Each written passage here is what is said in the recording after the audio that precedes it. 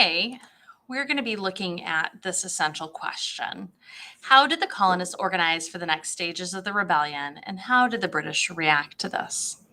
So, we've been talking a bit about the years between 1770 to 1774, and then we've looked at our history mystery teams to try to understand who fired the first shot.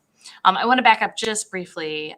When we last left off in our lecture notes, we were examining the first Continental Congress, right? And the intent behind the first Continental Congress was really to try to kind of gather the colonies together to at least have a conversation about what was going on. But I do think it's worth noting that at this meeting, there are sort of three big groups of people who are present. And I want to categorize those folks into sort of ideologies or belief systems. The first are what we call the radicals. And these are people who are kind of on the fringe. They're pretty angry about what's happening. And largely, we would imagine that these are folks who are living in and around the area of Boston. So they're the delegates from Massachusetts. So it's Sam Adams and John Adams. However, Patrick Henry is in that group too, and he is a delegate from Virginia. And then we have this group called the moderates. And George Washington is in that group, as is a man named John Dickinson. And we'll talk a bit about him coming up in the next few days as well. So we have the radicals and we have the moderates, and then we have the conservatives. This is John J.A.Y., and Joseph Galloway. And the conservatives really... they're not really willing to push. They're more interested in just trying to figure out how to work with Great Britain. They see this as sort of maybe a problem with the monarch, but not something that really is permanent in any way, shape, or form. But with these three groups coming together, the radicals, the moderates, and the conservatives, the delegates at the First Continental Congress do decide to do a few things. And so I want to talk about those. The first is what's called the Suffolk Resolves.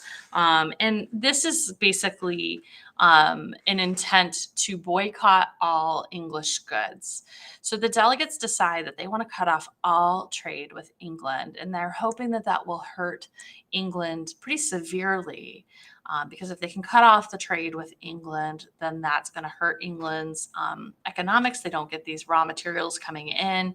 And the colonists believe that they can trade with other countries like France or Spain, those countries that are in fact enemies with England, and that will benefit the colonists more in the long run anyway.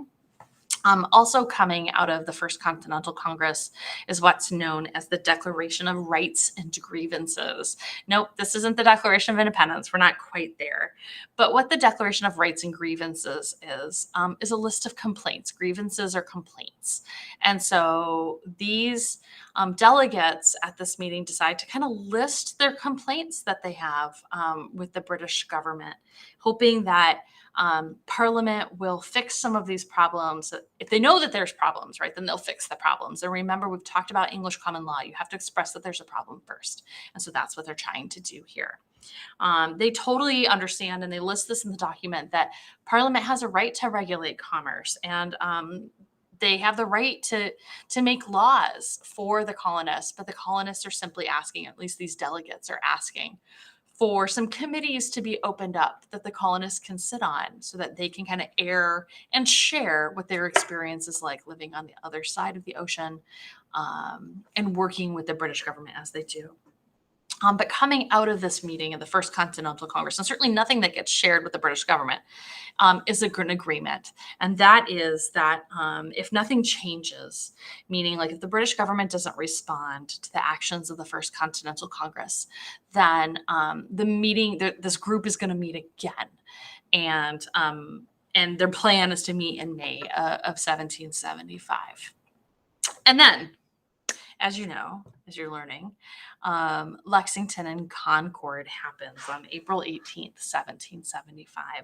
So England declares Massachusetts to be in a state of rebellion, and that basically means that for the colonists, at least those definitely in Massachusetts, England basically kind of sees them almost like at war, and that's problematic. So what next? What do we do with this? You are doing some reading about Lexington, Concord, and you had your history mystery teams trying to figure out who fired the first shot. I think it's worth noting that after Lexington and Concord, the British really just treat this as if the colonies are in full-on open rebellion, not just Massachusetts, but all the colonies are in open rebellion, which means that this gives permission to the British government to ultimately lay down the law, right? They can be even more forceful than they've been previously.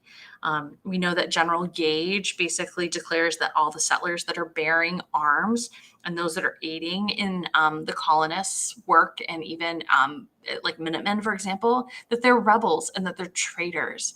And the penalty for being a rebel or a traitor is, in fact, death. So anybody who is bearing arms for the colonists is an automatic perceived traitor.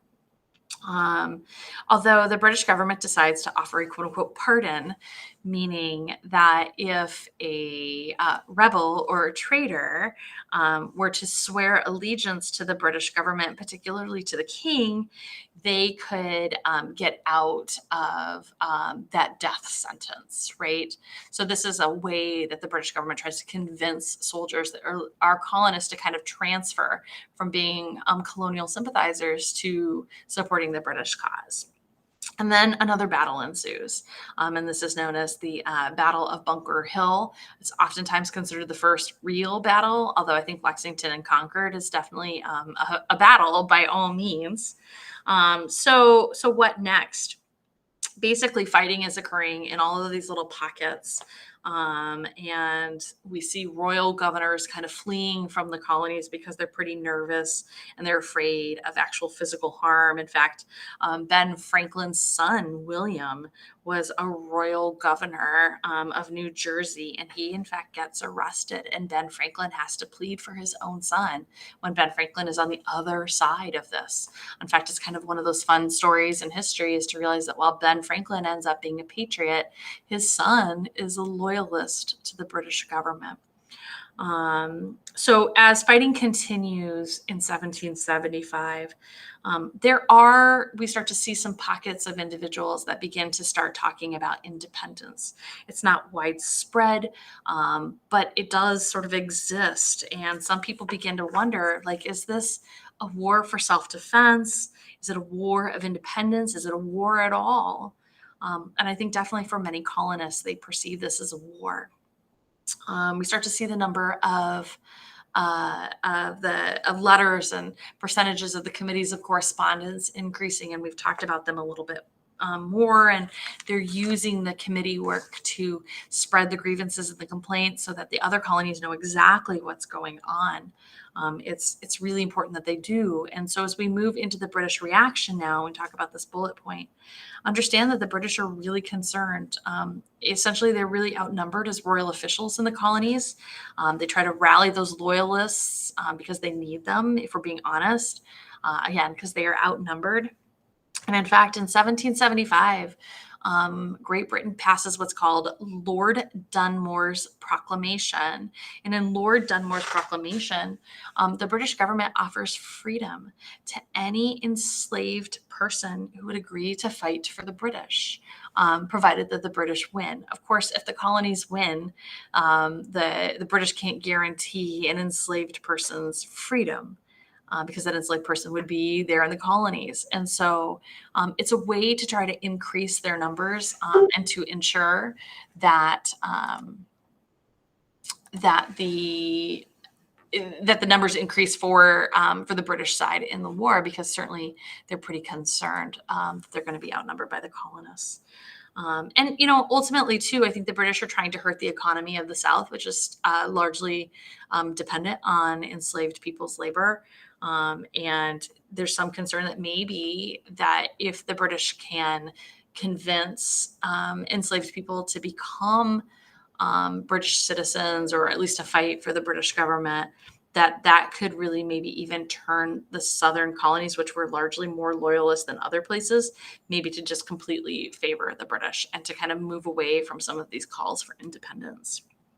Certainly the British, still under British reaction, but certainly the British have to send more military, which is expensive.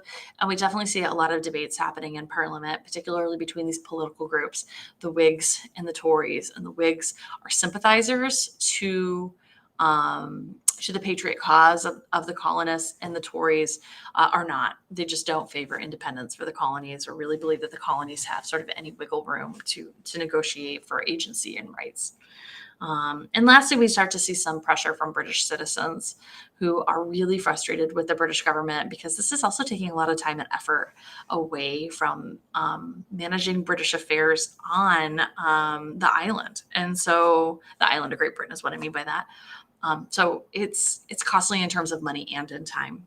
In terms of the colonies and the colonial reaction, moving on to that bullet point, we know that in May of 1775, things don't change. In fact, they get worse. And so the Second Continental Congress is called together to meet. Again, they are meeting in Philadelphia, the same place they met previously at the First Continental Congress. They draft together the Olive Branch petitions. And in the Olive Branch petition, what they do is they ask for a way to create peace, right? Some sort of solutions to the problems that they have. And they draft this document, and then they actually send it to the British government, hoping to find a way out of war. And you'll be reading more about that. They also write a document called the Declaration of the Causes and Necessities of Taking Up Arms. And it's Thomas Jefferson who writes this. Again, I'll say that for you. It's the Declaration of the Causes and Necessities of Taking Up Arms. And the purpose of this is really to have the colonists kind of identify their belief system that they have the right to have weapons. And so Jefferson is really clear in this, that the colonists should be able to defend themselves. And in fact, that's what the British would want of them if they were defending themselves from the French or from the Spanish or any other group. And then coming out of the Second Continental Congress is, in fact, a pretty big move. And that is the official appointment of George Washington as the general of the Continental Army. So we see in the Second Continental Congress an establishment of a military, although they really don't have a way to pay for one, and the creation of a general to be in charge of that military. I think it's fair to say that as we look at the colonial reaction, that the Second Continental Congress is really a turning point. I think there's a lot of the delegates that are at that meeting that realize that nothing is going to change. The Olive Branch petition is sent. There's no response. And with an official creation of a continental army, essentially the war is on. And, history moves forward, as we know. Lastly, I want to talk about George III's reaction.